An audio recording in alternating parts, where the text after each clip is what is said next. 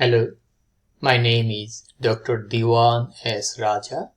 Today I will discuss about the anatomy of the ear and the auditory pathway.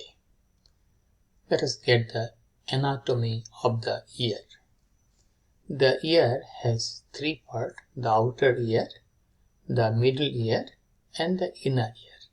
Outer ear has auricle, external acoustic meatus, auditory canal, and middle ear, this is middle ear, and the junction between the middle ear and the outer ear or external ear is the tympanic membrane. Middle ear contains three small bones, we call them ossicles. These are the malleus, incus, stapes. Malleus like hammer, incus like anvil, stapes like stirrup. Okay, the stirrup is attached to the inner ear. So this is the inner ear. It has two parts. One is cochlea for hearing, and is vestibular part, that is for maintenance of balance and equilibrium. The middle ear cavity is communicated to that of the nasopharynx by means of the eustachian tube. It is also called auditory tube, also called pharyngotympanic tube. The purpose is that sometimes it is open to maintain the pressure outside, inside, so that the tympanic membrane should be in proper tension. So that the sound wave goes through that, there will be vibration transmitted to the ossicles. Then the stapes here, it will push inside the inner ear. It will contain perilymph, endolymph. This fluid will go through waves, and that wave is received by the organ of Corti in the cochlea to transduce that wave into the electrical impulse for hearing. Like that, we have also the receptor here in the semicircular canal, the ampulla. You have some receptor here for the vestibular function. So the wave will also help to generate the vestibular nerve impulse. And these two together, vestibulocochlear nerve, this is the part of the temporal bone. We will get the internal acoustic meatus in the pittus part of temporal bone. So there is any problem here, there will be conductive hearing loss. Even here there may be otosclerosis. This may not move properly, otosclerosis. There may be ankylosed. So in that condition we will get the conductive type of deafness. Problem in the cochlea and onward will get the sensory neural hearing loss or deafness. Okay, muscles of middle ear, we have the tensor tympani stapedius muscle. In our previous image, if we go there, this is the stapedius muscle innervated by facial nerve. This is the tendon of the tensor tympani. It keeps the tympanic membrane tense along with the air pressure here and outside. Okay, so this is the tensor tympani innervated by the mandibular nerve, that is derived from the first pharyngeal arch. Stapedius getting innervation by the facial nerve, that is derived from the second pharyngeal arch. Okay, so we got the muscle tensor tympani, stapedius. Their action: stapedius dampen excessive sound vibrations. So in case of damage to the nerve supply to this muscle, there will be hyperacusis. Okay, there will be hyperacusis. Like that, tensor tympani tenses the tympanic membrane and helps dampen sound vibration. Okay, we got that. So regarding the muscles of the ear, yes, our external ear has also small muscle. In human, these are small and almost non-functional. Okay, the auricularis anterior, auricularis superior, auricularis posterior, they are going to be rudimentary, and the nerve supply of the auricularis muscle, auricularis anterior, auricularis superior, auricularis posterior by means of the facial nerve. Okay, we got that. Then here, if we go here to this nerve supply of the ear, we have the greater auricular nerve, lesser occipital nerve. They are coming from the cervical plexus, auricular temporal nerve, coming from the mandibular nerve, auricular branch of the vagus nerve, the 10th cranial nerve, tympanic branch of the glossopharyngeal nerve. For the external ear, this is the 9th cranial nerve. For middle ear, we have the tympanic plexus. Again, it is contributed by the glossopharyngeal nerve and sympathetic nerve fibers. Facial nerve has two components. The sensory component, nervus intermedius, also contain parasympathetic fiber, and also motor component. Inner ear, we have the nerve, vestibulo-cochlear nerve. This is purely sensory nerve. For the vestibular part, for the balance and equilibrium along with the cerebellum, cochlear part for the purpose of hearing. Okay, we got that.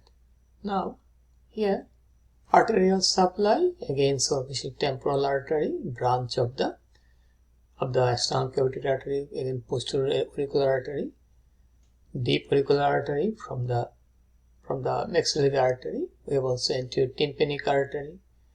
Middle ear, we have the posterior auricular, anterior tympanic, inferior tympanic, superior tympanic, carotico-tympanic branch of the internal carotid artery. For the inner ear, labyrinthine artery, usually branch of the basilar artery, posterior auricular artery, branch of the external carotid artery. Venous drainage, almost like that of the arterial supply. Vein also go to the pterygoid venous plexus, as well as they also drain into the transverse dural venous sinuses. Okay, this is the way of propagation of the nerve impulse. This is the external auditory canal, tympanic membrane, malleus, incus, stapes. Okay, and impulse is going through that. These are moving and this is pushing in so that the fluid inside the inner ear will make wave. That wave is picked up by the organ of Corti as well as the receptor in the ampulla of the semicircular canals. So this is the hearing reflex going through that. This is the internal acoustic meatus containing the vestibulocochlear nerve. Okay, so we got that. Now we'll go to here. Here is the section of the cochlea. If we cut it, we'll get this appearance. We have three chambers like scala vestibulis, scala this is the scala tympani, and this is the cochlear duct containing the organ of Corti. This is the organ of Corti. This is the basilar membrane. This is the tectorial membrane. This is the hair cell. These are the hair cell. We have outer hair cell, inner hair cell, and the tectorial membrane is rigid. Basilar membrane is flexible. So we have stereocilia here, stereocilia, and the stereocilia is bended when it is pushed against the rigid tectorial membrane that is connected to the hair cell connected by means of the spiral ganglion of the cochlear nerve. So nerve impulse goes in that way. This is a spiral ganglion containing bipolar neurons. Okay, like other area of special senses. Bipolar neuron is present here. Okay, this is the spiral limbus and this is the tectorial membrane. This is the basilar membrane. Scala tympani, scala media, also called cochlear duct, that contains the organ of Corti. Okay, we got that. Now we are here now.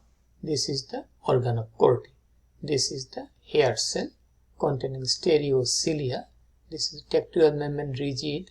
This is the basilar membrane is movable. So when it move up, this will be bent, and that bend is picked up by the nerve. The nerve here is picked up that. is picking up that. Okay, so the spiral ganglion is the nerve is here. Okay.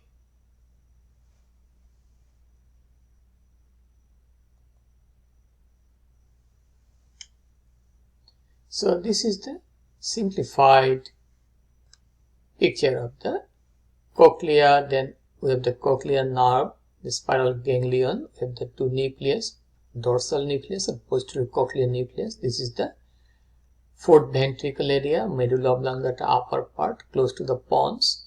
This is the ventral or anterior cochlear nucleus. Some fiber go to the other side, some fiber go on the same side. There is always crossing. So any section here, there will be hearing loss unilateral. Otherwise, we have compensation. One side is connected to the other side.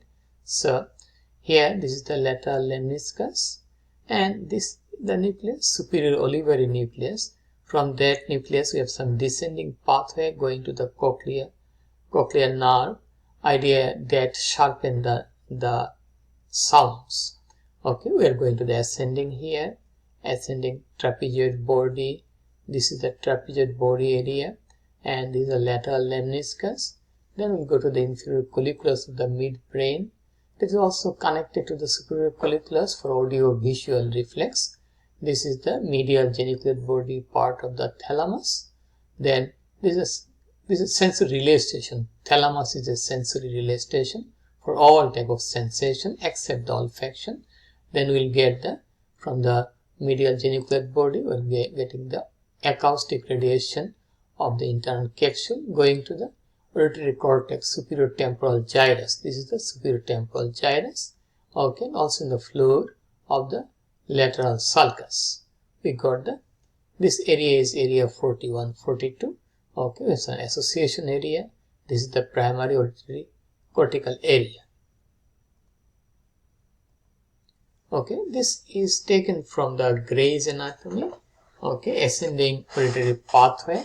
So again, we have the cochlear nerve nucleus. We have the ventral cochlear nucleus, anterior cochlear nucleus, the dorsal or posterior cochlear nucleus. This is the trapezoid body, communication from here to here.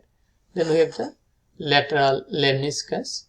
We'll get the lateral lemniscus here. It has also nucleus. Okay, we got that.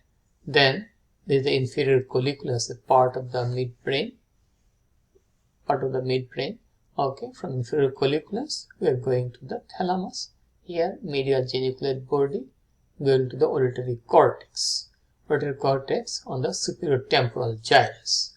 Okay, this is the pathway. It is from the Gray's anatomy. If you look at that, cochlear hair cell, spiral ganglion, cochlear nuclei. This is the ascending pathway.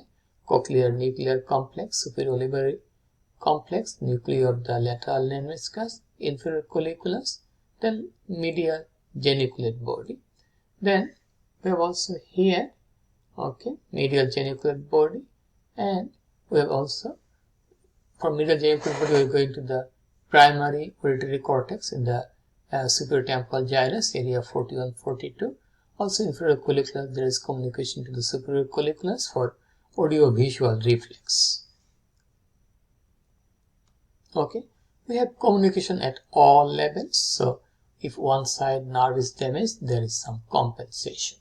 But if there is damage in the cochlear nerve, then it will be unilateral sensory neural hearing loss. Otherwise, we have compensation. There is communication here, communication here, communication even here.